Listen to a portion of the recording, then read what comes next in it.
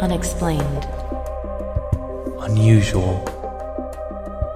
Unstable. Unseen. Unlucky. Unnatural. Unsolved. Unidentifiable. Unbelievable. Unknown.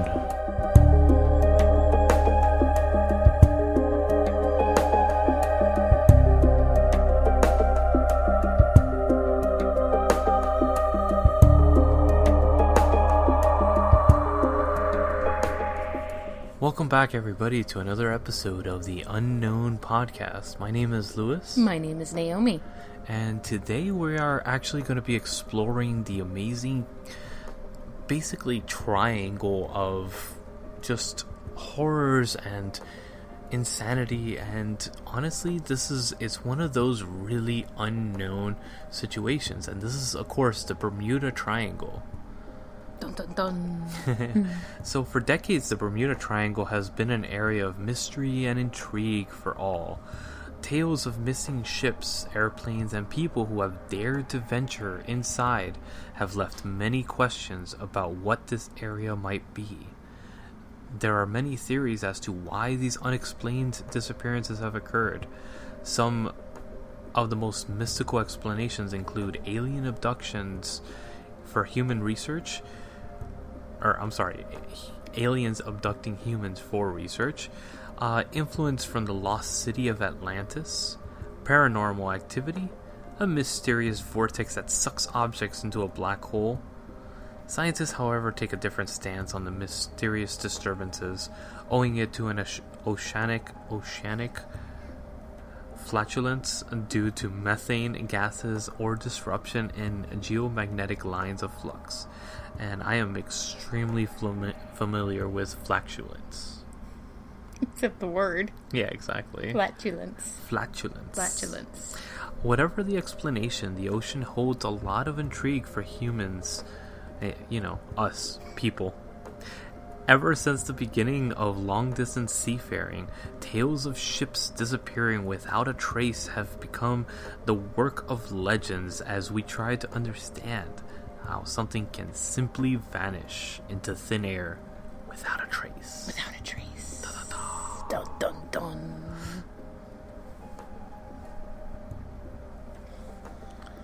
The Bermuda Triangle, also sometimes referred to as the Devil's Triangle, is a region in the North Atlantic Ocean with vertices commonly marked by Bermuda, Miami, and Puerto Rico.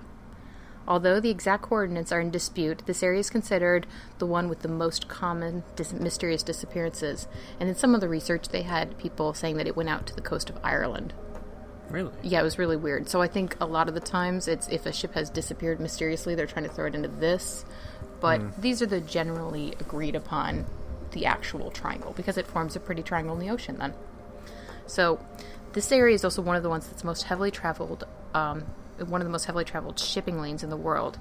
It is routinely traversed by cruise ships, commercial ships, and planes flying over it. So it's not like everything that goes to this area disappears into a black hole type situation. So it's a very, very busy area. And actually, I was fascinated to find out this. The first time it was referenced as the Bermuda Triangle was in the 1950s. Yeah. I thought it was way before that when they first started doing that, but it was first came out in the 1950s in the Miami Herald in an article by Edward Van Winkle Jones, which I was giggling when I read that name because it sounds so made up. But and then it was brought up again 2 years later in Fate magazine in an article called "Sea Mystery at Our Back Door," in an article by George Sand. In this piece, Sand reviewed the mysterious disappearances of several planes and ships, including the loss of Flight 19, a group of 5 U.S. Navy gunman TBM Avenger torpedo bombers on a training mission. Sand's article was the first to lay out the now familiar triangular area where the losses took place, as well as the first to suggest a supernatural element in the Flight 19 incident. Flight 19 alone would be covered again in the April 1962 issue of American Legion magazine. In it, author Alan W. Eckhart wrote that the flight leader had been heard saying, "We are entering white water. Nothing seems right. We don't know where we are. The water is green. No white." He also wrote that officials at the Navy Board of Inquiry stated that the planes flew off to Mars. In February 1964, Vincent Gaddis wrote an article called "The Deadly Bermuda Triangle" in a pulp magazine called Argosy, saying Flight 19 had disappeared into a pattern of strange events in the region. The next year, Gaddis expanded this article in his book Invisible Horizons. Other writers elaborated Gaddis's idea. John Wallace Spencer in Limbo of the Lost, Charles Berlitz in The Bermuda Triangle in 1974, Richard Weiner in The Devil's Triangle, again in 1974, and many others kept on going back to referencing the same supernatural elements that were outlined by Eckert. And we're actually going to go into more detail about that Flight 19 incident because it is one of the most famous stories that has come out of it. It definitely is, and it's going back to that Navy Board of Inquiry flew off to Mars statement. I'm pretty sure that was said in sarcasm, and it's been just kind of hijacked for conspiracy theorists. Well, don't say it if you don't want it repeated. Well, it's true of today with the internet, and it was true back then of print. It's true, but sarcastic comments were known to fly very loosely. But think about the time, the 60s and 70s. It was really, there was a lot going on with supernatural, paranormal activities, explanations back then. So I can see it coming up and people taking it and running with it. Yeah, sci-fi was coming into its own then. So very true. So we'll take a quick break right now and come back to you with the little bit more history of Flight 19.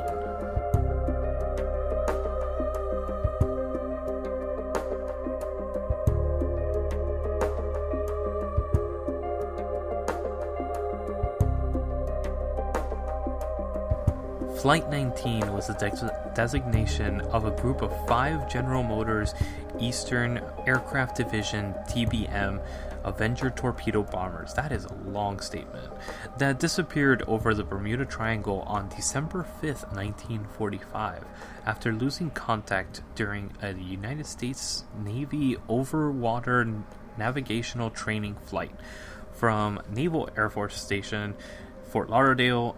All 14 airmen on the flight were lost, as were all 13 crew members of a Martin PBM Mariner flying boat that frequently launched from Naval Air Station Banana River to search for Flight 19. It's a flying boat. Why do they call it a flying boat? That just intrigues me to so many levels. Because it's Florida and, you have to cool it up. Right? It's a flying boat. It's a Batman boat. Yeah, right? The PBM aircraft was known to accumulate flammable gasoline vapors in its bliges, and professional investigators have assumed that the PBM most likely exploded in mid-air while searching for the flight. Navy investigators could not determine the exact cause of the loss of Flight 19. Radio conversations between the pilots were overheard by base and other aircraft in the area. The practice bombing operation is known to have been carried out because at 1500 hours, a pilot requested and was given permission to drop his last bomb. 40 minutes later, another flight instructor, Lieutenant Robert C. Cox, in FT-74, forming up with his group of students for the same mission, received an unidentified transmission. An unidentified crew member asked Powers, one of the students, for his compass reading. Powers replied, "I don't know where we are. We must have got lost after the last turn." Cox then transmitted, "This is FT-74, plane or boat calling. Powers, please identify yourself so someone can help you."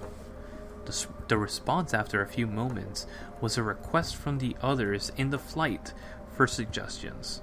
FT-74 tried again, and a man identified as FT-28, Taylor, came on. "FT-28, this is FT-74. What is your trouble?"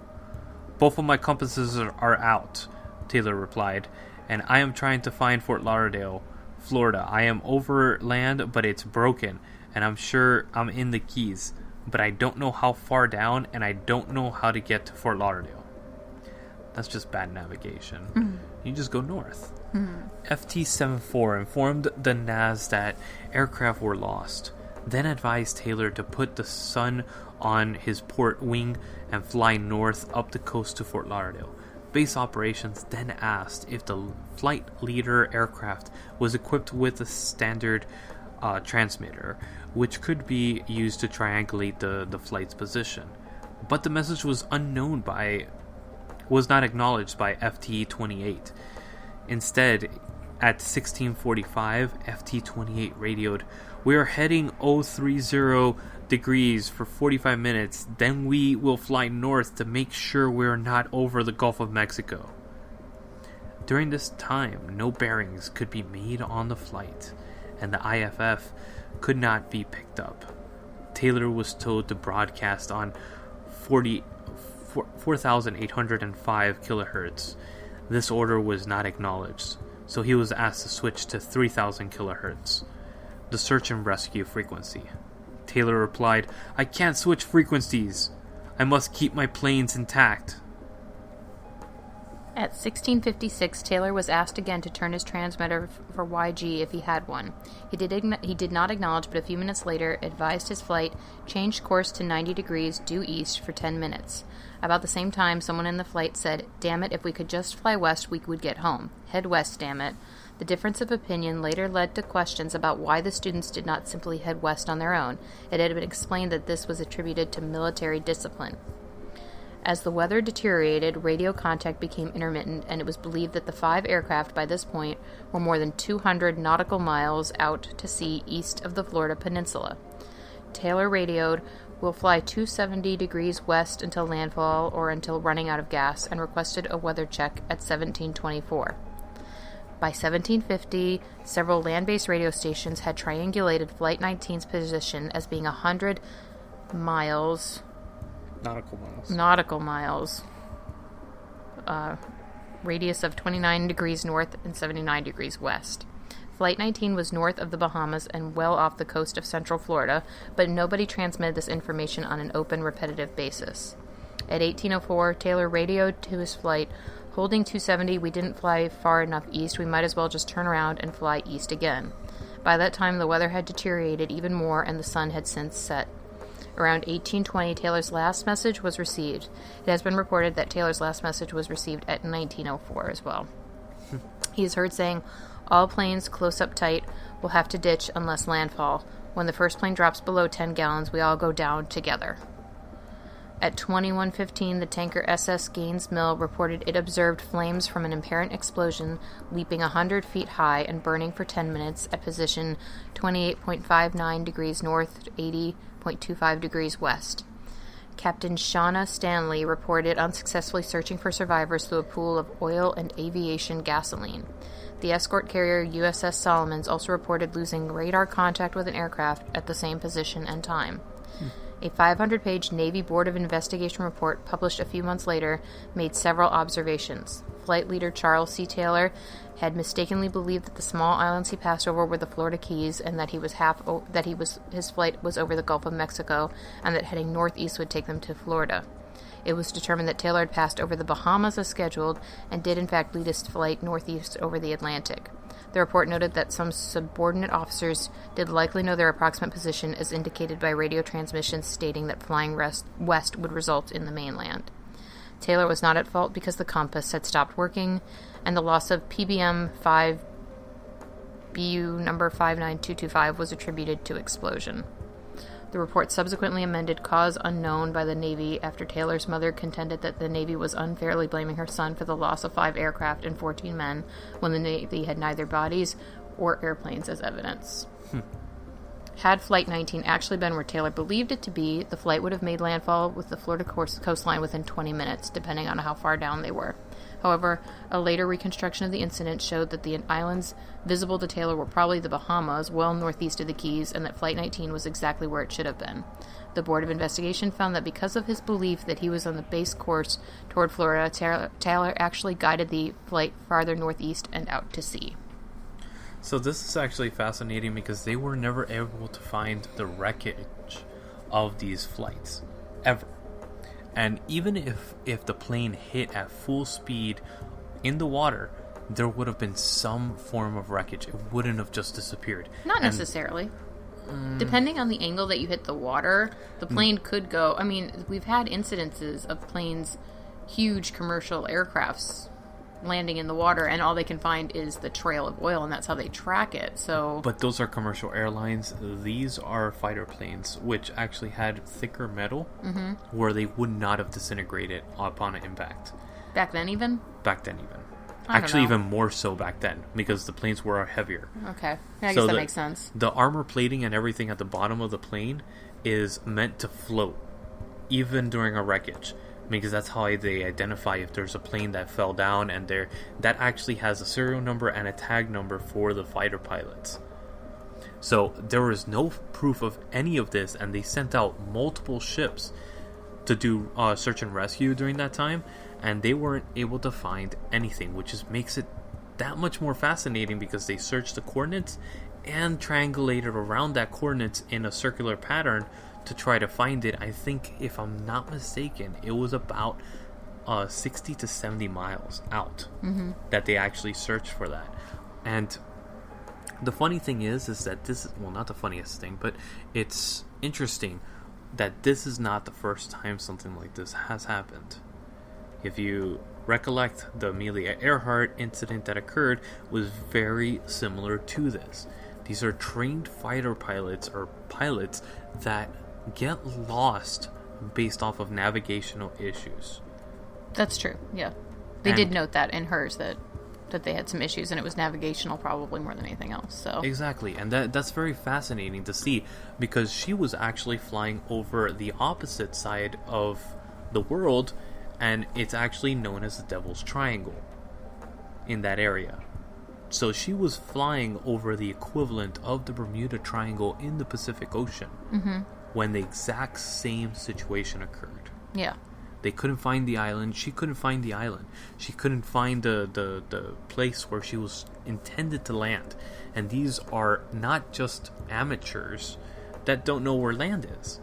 They know how to triangulate positions on the fly by the ocean, and they know where the sun is. So they were saying that they were seeing things that were out of this world.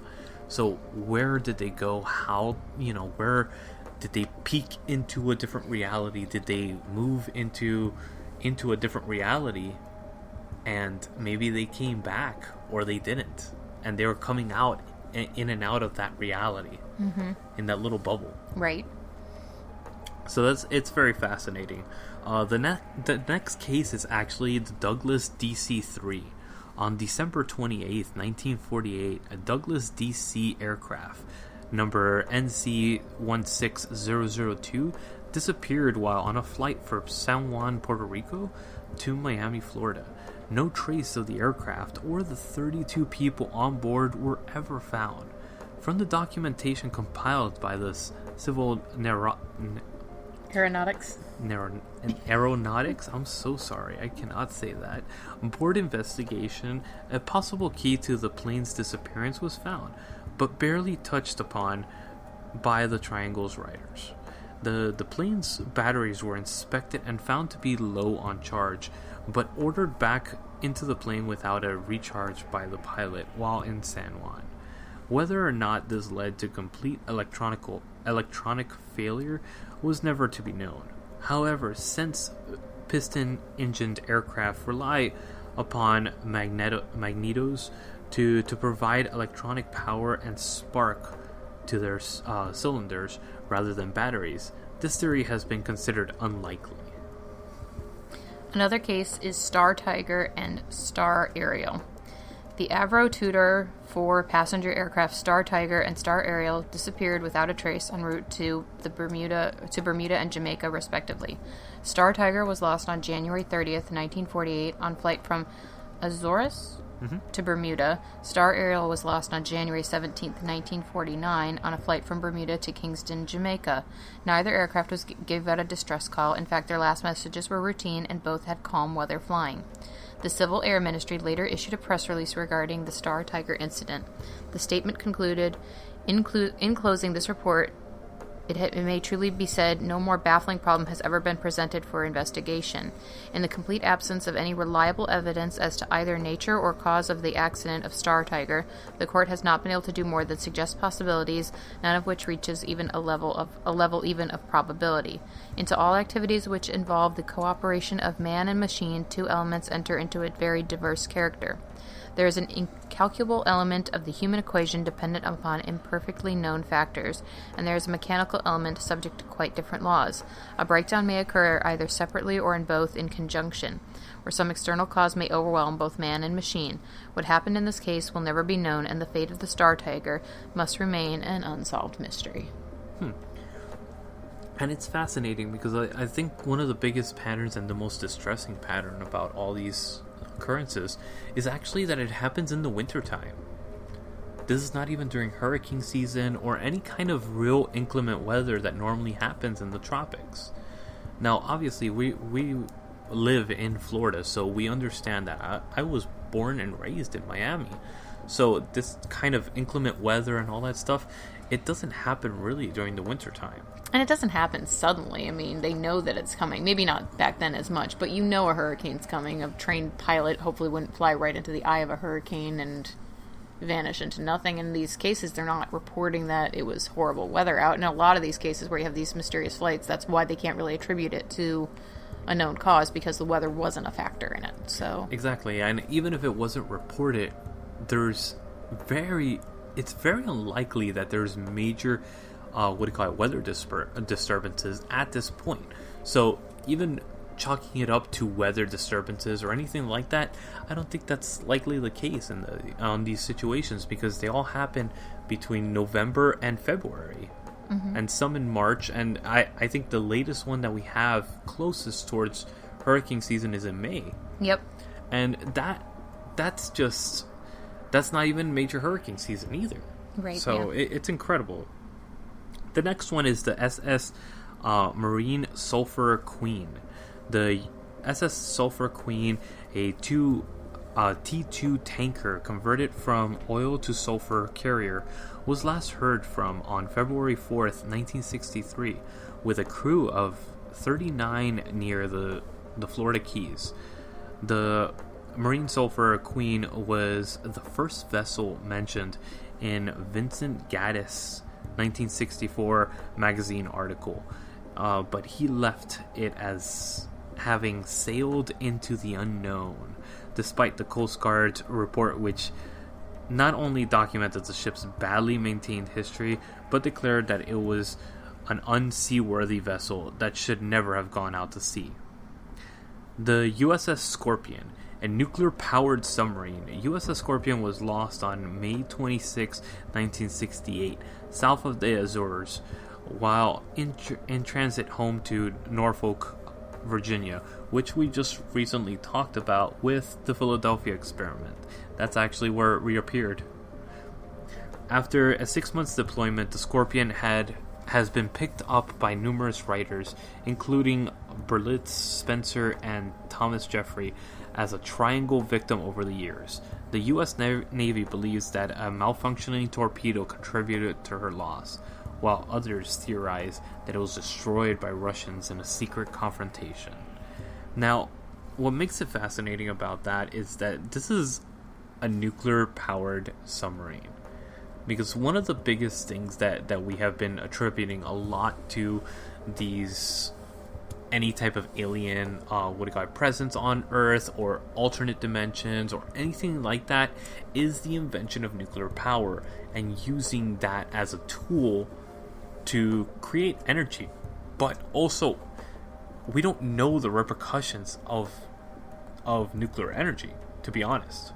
So the fact that we tested all these things and we found this nuclear power and tested it out with weapons and such, we don't know what that could have caused. How it could have basically fractured our dimension, our timeline, or anything. We really don't know that, which is pretty interesting. Well, and we reference that again in the Philadelphia story of the idea that, or the Philadelphia experiment, sorry, not the story. That's a delightful movie. The Philadelphia experiment, in that perhaps they tampered with something that they didn't fully understand, and it led to a break in dimensions, vis-a-vis Albert Einstein's theories about how the dimensions could potentially overlap if you play with them the wrong way. So this could be a similar kind of case where you find something that you don't fully understand and you utilize it. Certainly comes up often in sci-fi as well, where humans kind of find something and run with it without fully understanding the power or potential damage it can cause. Exactly. And one of the other things is that we've been bringing up is magnetism. That is the one thing that is a common thread throughout all these incidents that we've brought up this month, is magnetism. Magnetism and nuclear fission are the two main kind of sources where both of these things could actually occur and why they could actually have happened, which is pretty interesting, I think. Yeah, I think so. So we'll take our last break and then we'll come back with a little bit more information and wrap up this episode of the Bermuda Triangle.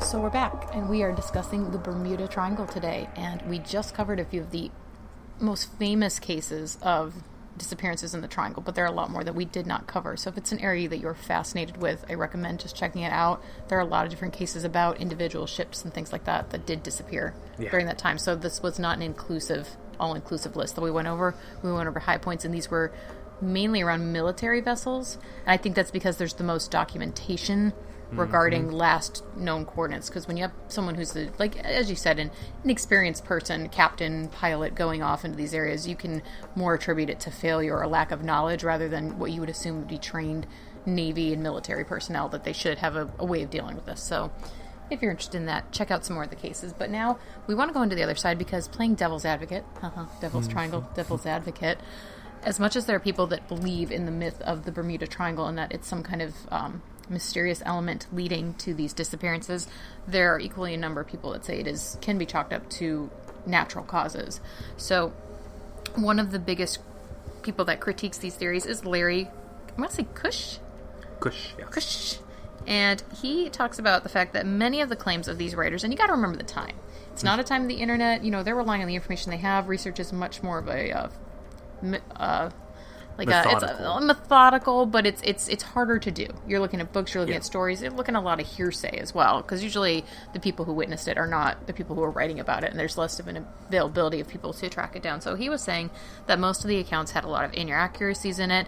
They were exaggerated claims, and again, the Argosy magazine, if you've researched that at all, it was known for pulp fiction. It was trying to raise its readership and it had a lot of sensationalism going on, for lack of a better word. So a lot of these, and a newspaper, certainly we're going to the time where, what was it, that type of reporting?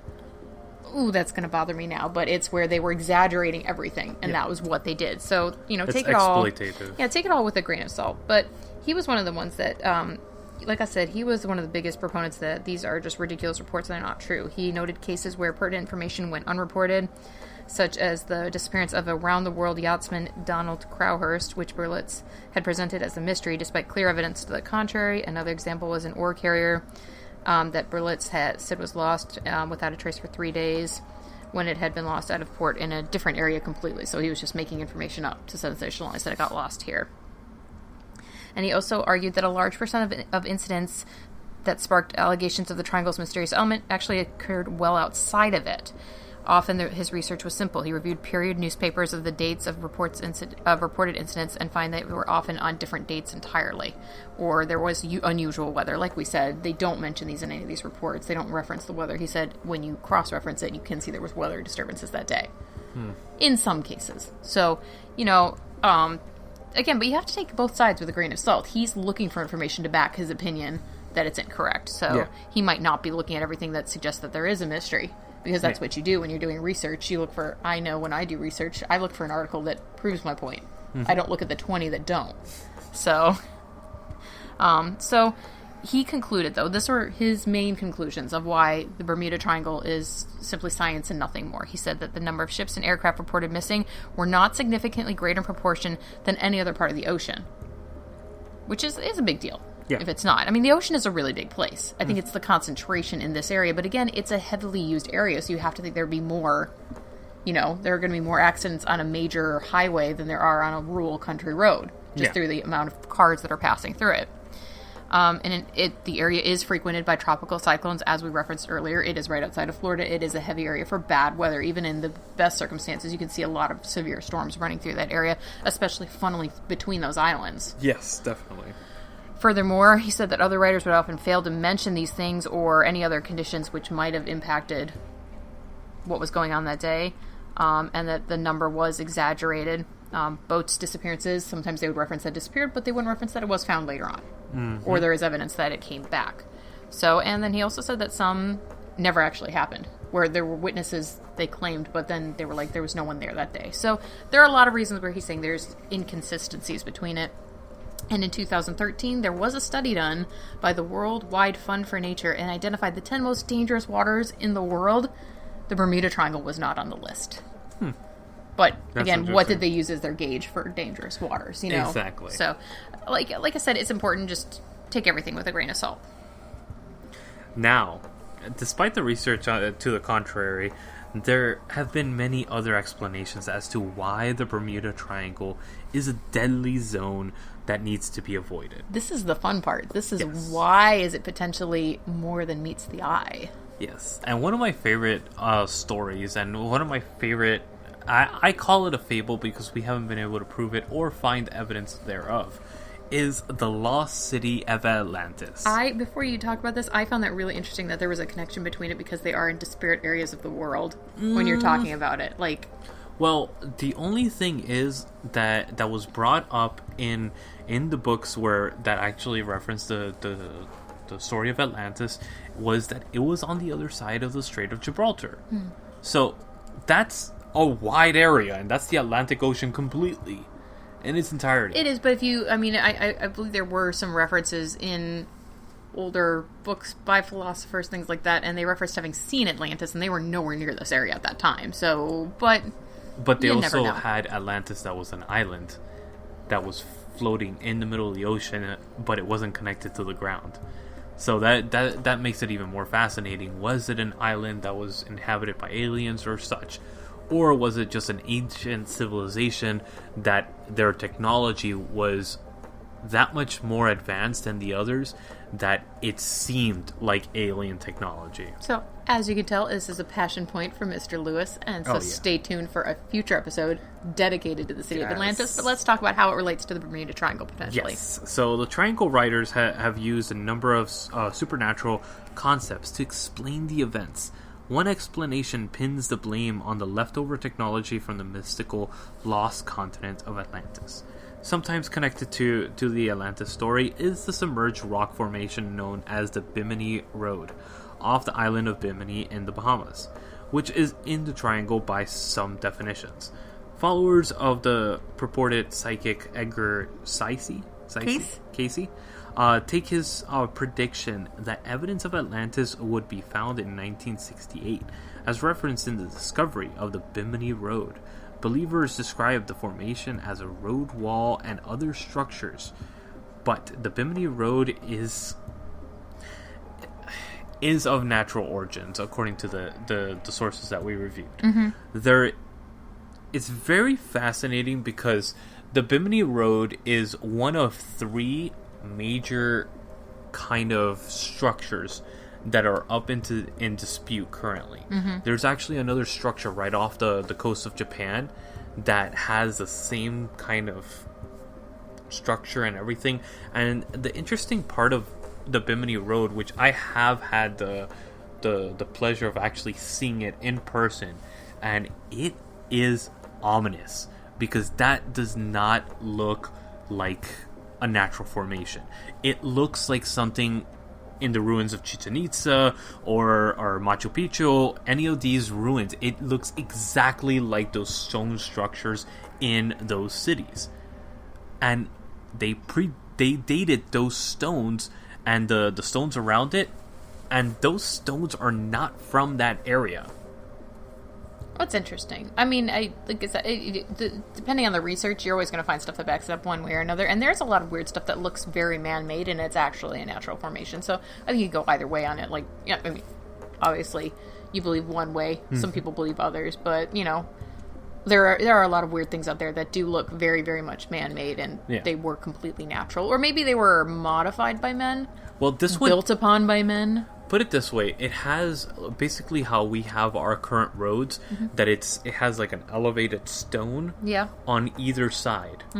So that's not a natural formation. But do you think maybe it's a natural formation that was modified by men? Remember, we're talking about a very different time. Like, the waters were different, the placement was different, things like that. So I'm wondering if it's like a natural structure that was modified by men. Sort of like if you think about Mount Rushmore. It's a natural mountain, but it was carved into the shape. You know what I mean? It could have. It very well could have. So, I mean, I think you could argue it both ways. Obviously, if the stones don't match, that is something to be said. But, there are a lot of cases where, like, early humans found something and they just capitalized on it. For sure. Or, other creatures came in and capitalized on it. But for sure. And one of the other things about the Bimini Road is the fact that the way that it forms, it's not just a straight line. It actually does a perfect curvature and maintains the shape of the lines. The lines are exactly split apart, the exact same amount from the beginning of the road to the end of the road. So, just as an example, they're 4 feet apart on one side, and then you go down half a mile and they're still 4 feet apart. Okay. And that's kind of like, that doesn't happen in nature like that. And there is no fault lines that are currently in that area. So that's where it's kind of like, why would that form naturally? I would get it if it was a fault line, or there's earthquakes in that area, or there was not. The closest fault line is south of Cuba. Interesting. Yeah. So that's a little bit of history, and just the way that it looks, because it does have this formation, like it's about to round up on a curve. And there's another one which is about 5 to 10 miles out to sea, and that formation has the same curvature going in the opposite direction. Which, one of the main things of Atlantis is that the island was round. So that's I think it's very fascinating, because it goes to the theory of Atlantis, how it was formed, how it looked, and even the location, because it was on the other side of the Straits of Gibraltar. Interesting. Yeah. One of my favorite theories is next. And it's aliens. Yes. Aliens. Late conspiracy theorist Charles Berlitz wrote in his book The Bermuda Triangle that aliens could be responsible for the disappearance of Flight 19. In the book, Mr. Berlitz wrote, lacking a logical and readily acceptable explanation, independent researchers concerned with the disappearances in the Bermuda Triangle have gone further afield, some explanations based on exceptions to natural law, others to suggestions of interdimensional changeover through a passageway equivalent to a hole in the sky, which an aircraft can enter but never leave. Others believe the disappearances are engineered by entities from inner or outer space. But reports of aliens in the Bermuda Triangle go back much further than this. While Christopher Columbus was on a brink of discovering the Americas, in 1492 he allegedly saw a UFO in the waters near Bermuda. An entry into his log on October 11th, 1492 read, "The land was first seen by sailor Rodrigo de Triana. Although the admiral at 10 o'clock that evening, standing in the quarterdeck, saw a light, but so small a body that he could not affirm it to be land, calling to..." I'm not even going to try that. Pero, groom of the king's wardrobe, he told him he saw a light and bid him to look that way, which he did and saw it. He did the same to Rodrigo Sanchez of Segovia, whom the king and queen had sent with a squadron as comptroller, but he was unable to see it from his situation. The admiral again perceived it once or twice, appearing like a light of a wax candle moving up and down, with some indication of land, but the admiral held it for certain that it was not land that was near. I think that's really interesting that it was back then, but, I'm going to go with boozy sailors are not the most reputable source of information, especially Columbus. The man had some issues with land navigation, as we all know. So, let's take Columbus with a grain of salt. He wasn't super great in the navigation. He kind of got lost a few times. So, let's put a pin in Columbus right now. And I do think it's interesting, and it's come up more than once. And a lot of sci-fi does reference that the Bermuda Triangle... that might be what it is, that aliens are abducting humans for research, and that's where they're abducting them from. It very well could be, because if you think about it, its proximity to the equator and kind of just that temperature zone, where there is multiple storms, there's hurricanes, all that stuff, where they could kind of say, oh, well, the thing disappeared because of a hurricane, and nobody will look any further. Right. So I think, logically, if you're an alien race and wanted to do testing and all that stuff, you'd go to the ocean to do that. Mm-hmm. And there's an amazing movie, actually, called The Abyss. Yeah. That it actually researches that. In particular. But, I like how the fact that the alien one actually kind of ties back to Atlantis, too. It ties it all together very neatly, that there's some connection there as well, because you're seeing that as a repetitive theme throughout all these explanations. So, but there's a natural one as well that I'm going to let you go over. Yes. This is actually one of my favorites of this, is actually the vile vortices. It's an area of the Earth's surface which have natural occurring anomalies due to the planet's natural electromagnetic fields being stronger in these parts than anywhere else in the world. Vile vortices are supposed to be spread equally in 12 parts across the Tropic of Cancer and the Tropic of Capricorn, and include the North and South Pole. Since each vortex is spread equally across the world's surface, the entire collection of the vile vortices form a geometric figure known as the icosahedron. An icosahedron is a geometric figure which is a polyhedron comprising of 20 plane faces.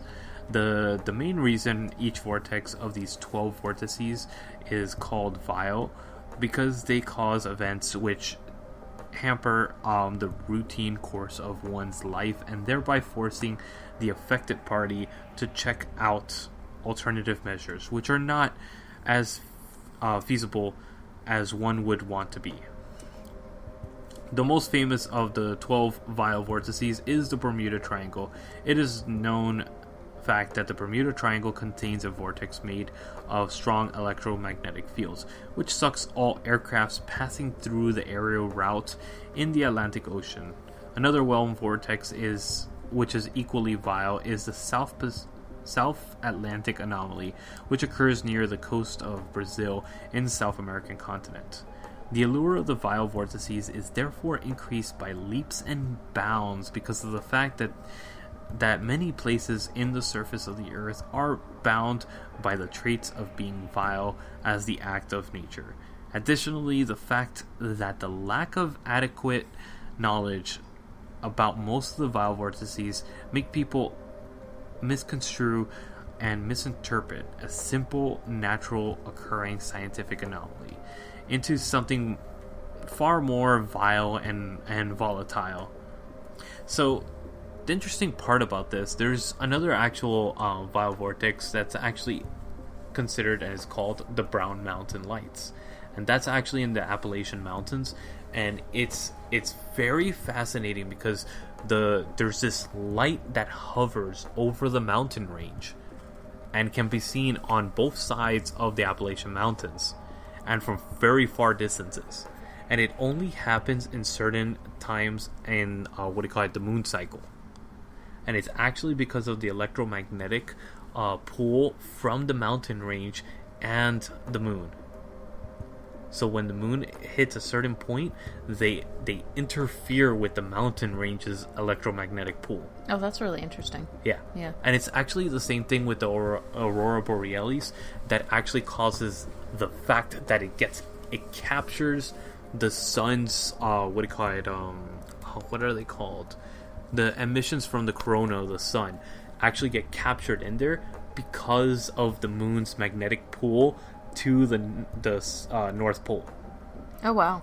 And that's why it captures the light, is because it gets stuck in that pull between the electromagnetic aspects of the moon and the North Pole. Oh, that's really interesting. Yeah. And there's different points where it's kind of where they go into Eastern philosophies and everything about the chakras and all that stuff, and these chakra points on Earth is these electromagnetic points. There's another one in California too, and it's just very fascinating to see these points align, not only in mystical religious texts and everything, but also in stories of these kind of vortexes that happen. It's so fascinating that they all fall within these magnetic pools. So we're going to go over the last one of these. And that is actually, we cannot have one of these without talking about Albert Einstein. Yeah. He was such a G. Yeah. Seriously, like, he talked about everything. So he postulated, fancy word of the day, that a curvature of space would cause even light to bend through it. Some theorists believe that time, as a force of nature, can also get warped based on your location. The Bermuda Triangle is thus one location on Earth where the fabric of time is so thin that travelers can slip through it and emerge on the other side of a completely different time. This theory was solidified in 1970 when Floridian pilot Brew Gernon Jr., his father, and friend Chuck Lafayette were flying towards the Bimini Island in the Bahamas and noticed a strange elliptical cloud, which he later called an electronic fog, hanging only about 500 feet above the ocean. Here's an excerpt from his story. Upon entering the cloud, we witnessed an uncanny spectacle. It was dark and black without rain, and visibility was about 4 or 5 miles. There was no lightning bolts, only extraordinarily bright white flashes that would illuminate the entire surrounding area. The deeper we penetrated, the more intense the flashes became, so we made a 135-degree turn to the left and headed south out of the cloud. The remarkable thing was that we did not come out of the storm 90 miles away from Miami as we should have. We had traveled through 100 miles of space in 30 minutes of time in a little more than 3 minutes.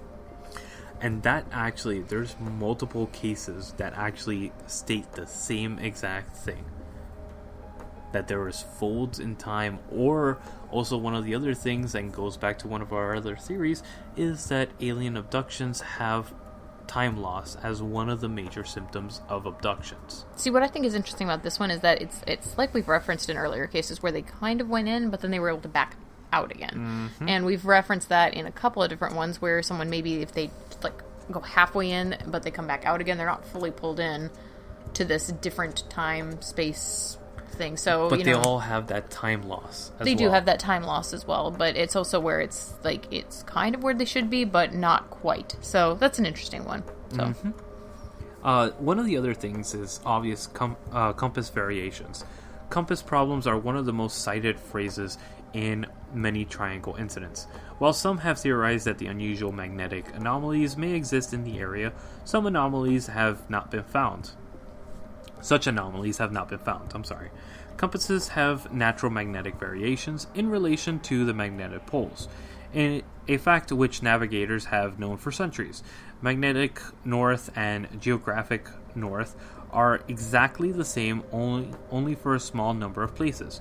For example, as of 2000, in the United States, only places on a line running from Wisconsin to the Gulf of Mexico, but the public may not be as informed and think there is something mysterious about a compass changing across an area as large as a triangle, which is naturally it's saying a compass sucks sometimes. So if you're in an area with a heavy, especially something that messes with natural magnetism, that could explain why even a trained pilot might not be able to account for it.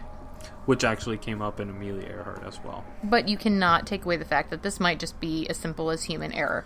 Now, the prevalence of these things, like we said, with trained pilots from the Navy and Air Force getting lost, I think puts this into question. But when you get a bunch of people who don't really know what they're doing, you could probably just boil it down to human error. But then the other thing is that ships don't use compasses. After the 1950s, they didn't use natural compasses. But there is a really funny case that someone was just really stubborn, and he was sailing on his yacht that went missing, but he went into a storm in January 1958, so it was a missing yacht. Again, one of those stories where they took a little piece of information and they spread it around of, hey, look, this is, and again, this is the 50s when a lot of this was happening. Look, another yacht went missing, but he went right into a storm because he was stubborn and thought he could sail through it. So that's Florida man for you. Florida man for you right there. Drunken sailor. So that's it for that. And then violent weather could be another explanation. Like we said, it's not always referenced in these cases that, if you've got a hurricane or even a tropical storm or even the beginnings of one, the smaller the craft, the more that's potentially going to be an issue, I think. Especially, as we said, human error. These all kind of tie together again. Yeah. If you're dealing with a compass that's not so great, someone who's not an experienced sailor or pilot, and then you've got even just the beginnings of a tropical storm running through. Like you said, we live in Florida, and the winds arrive much earlier than the storm does, and especially through that narrow passage between the islands, they get hit pretty hard. So it could just be weather issues as well.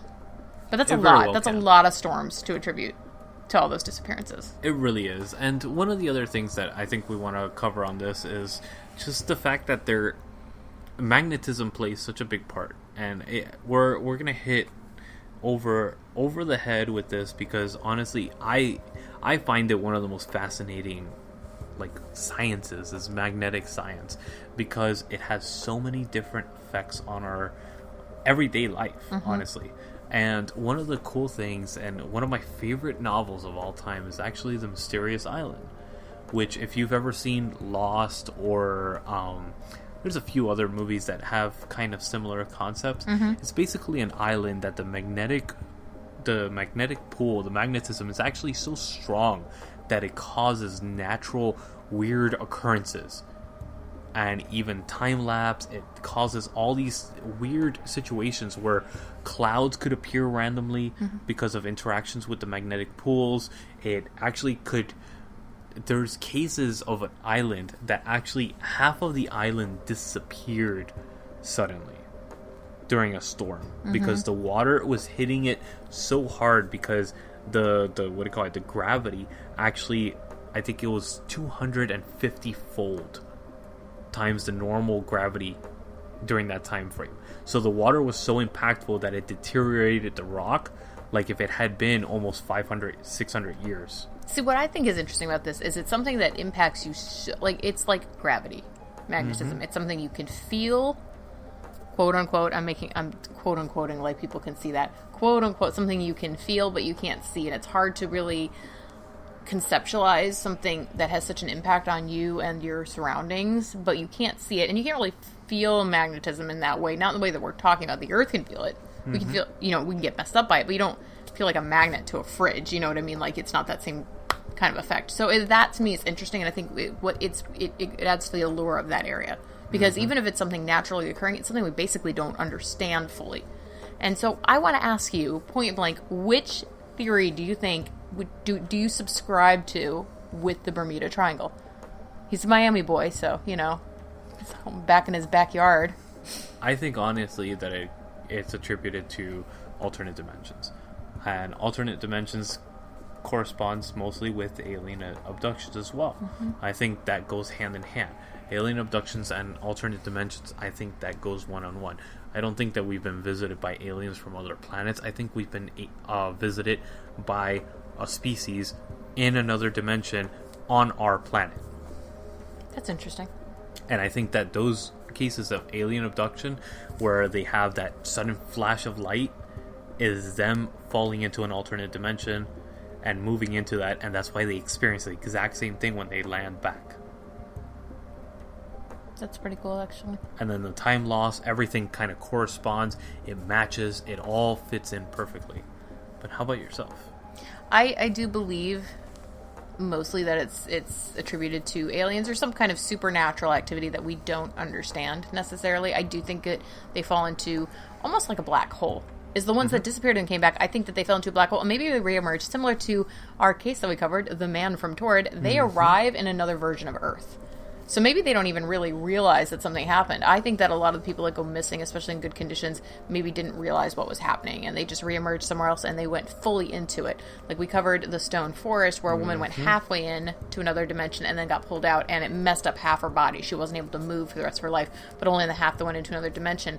Now, when this comes in the cases where people, there are a lot of things that fly over it, and they go through this area, and they come through just fine, and I think that kind of plays into more of those natural elements, where it's when it's in the right spot, when the right things are happening, when everything aligns, it opens up a crack into this alternate dimension, but it's not all the time. It's not constant, and that's, I think, the biggest thing, because a lot of people who are skeptical of this is, well, if you can do it once, it means that you've completely disproven this theory. No, Earth is weird. It goes through cycles. Like the moon goes through cycles, the Earth goes through cycles, everything goes through a cycle, especially in a natural rhythm, and when it's messed up even slightly, or everything aligns in a certain harmony, it's going to change it, even for a few minutes, and if you happen to be there at that moment, you're going to feel the impact of that. And that's what I believe, and I think that's why a lot of people have trouble believing this supernatural element, because it's not constant and it's not predictable. like most cycles are. A lot of things when they're on a cycle, they are very rhythmic, and I think it's when everything aligns perfectly, that's when this kind of opens up, and they just get sucked into it, and they just can't come back out again. But what's fascinating is that this actually all happens during the same period of time. Same period of time, but it's so it's a season. It is, but it's not like guaranteed. Like, hey, you want to fall into another dimension? Go to the Bermuda Triangle in January. It's not like that. It is very much. It's very random in the sake that it's not everyone that goes through there during that time. Like you said, it's a major shipping lane. Things go through there all the time. Cruise ships go through there all the time. Miami's a huge port. I mean, so it's not all the time. It's not constant. And the fact that it varies where these incidences occur, I think that kind of plays into the fact that if it's just in the right spot, it's not like the whole triangle blacks out for a day, and if you travel into it, everyone's going to disappear. It's very small cracks in time or our dimension, and that's what I think it is. It's a very tiny crack. Yeah. And I think maybe, like in the case of that pilot who saw something in the distance and came back out, he saw one of those cracks forming, but it wasn't fully open, and that's how he was able to escape it unharmed. Yeah, I agree with that completely. But we want to know what you believe. So please comment down in the section if you're watching on YouTube, or join us on Facebook on the Unknown Podcast. Just look for that on Facebook and you'll find us. Yep. With the same logo that you see on the podcast.